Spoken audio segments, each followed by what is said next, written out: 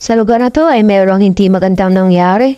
Mayroong customer na nawala ng bike dito sa tapat ng aking computer shop.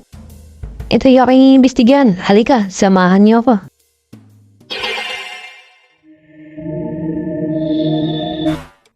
Pinakwento ko sa bantay ang pangyayari. Kung anong oras dumating at umalis ang customer. At sa kuha ng CCTV, 11 a.m. na umaga siya dumating. At sa kuha ng CCTV, kitang-kika na nilapag nilang basta-basta ang kanyang bike. Hindi nga nainisip kung mawawala ito mananao sa tapat ng computer shop. Isang araw na naman na duty dito sa aking computer shop at ngayong araw kasama ko pala si Big Boss na maliit. Titignan niya daw at talaga nagtatrabaho dito sa computer shop. Baka 12, nanchichicks lang daw ako. What? Pagdating nga namin merong isang batang maliit na kaya na hinala ang ilos. Di ko alam kung bakit. Kanina pa kasi siya paikot-ikot, nagmumuni-muni, tingin sa paligid, tingin sa taas. At tinutukan ko na nga siya na meron siyang kinilos na hindi ko nagustuhan. Sinipat niya yung bike na nandun sa tapat ng aking computer shop. At nang lumabas nga ako, agad-agad siyang lumayo ulit sa pinagkakalagyan neto. Yung time na yan, hinayos ko pa yung CCTV sa tapat.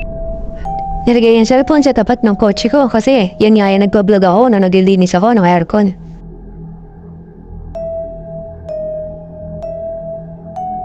Nagpatulog pa ako sa bata niyan na iayos yung hose ng aking spray gun kasi hindi na siya umihigop. Hindi ko pa kasi alam na may pinaplano na pala yung bata na yun kaya pala hindi siya umaalis sa paligid. May 30 minutes ako naglinis ng aircon ko sa labas at hindi rin siya umalis ng mga time na yan. At pagtapos ko nga maglinis ng aircon at ipinasok ang mga gamit na ito, at doon na siya nagsimulang gumalaw at kumilos. Agad-agad niya ako sinisilip sa loob kung lalabas ba talaga ako. At chinek niya ulit yung bike kung talagang nakapadlock o nakatali. At nung nalaman niya na nga na hindi ito nakapadlock ay doon niya na ginawa ang kanyang masamang plano.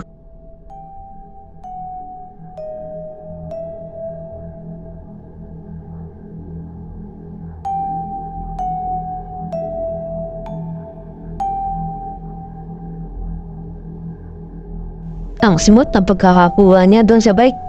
Walang kaalam-alam ang may-hari sa loob na ang kanyang bike ay wala na pala. Kinuha na ng isang maliit lang na bata. Kinabukasan pumunta ang mga magulang ng bata na nakawala ng bike. Hindi niya kasi kagad ito sinabi sa kanyang mga magulang. Siguro sa takot na lang din dahil nawala niya ang bike na ito. Gustong-gusto ng tatay na malaman kung sino daw ba ang kumuha ng bike sa tapat ng aming computer shop. Yung una kasi ayaw ko talaga na nag-review ng aking CCTV. Pero nung napagtanto ko na baka kailangan nila sa pang-araw-araw na buhay, kaya nagpantay ako sa kanila. Pagdating ko nga kinawento ko ang mga pangyayari kung gaano lang kaliit ang batang kumuha ng bike. At sinet ko nga ang aking cellphone dun sa gilid para may record kung ano ang mga pag-uusapan namin lahat. At syempre para maisama ko rin sa mga susunod kong video.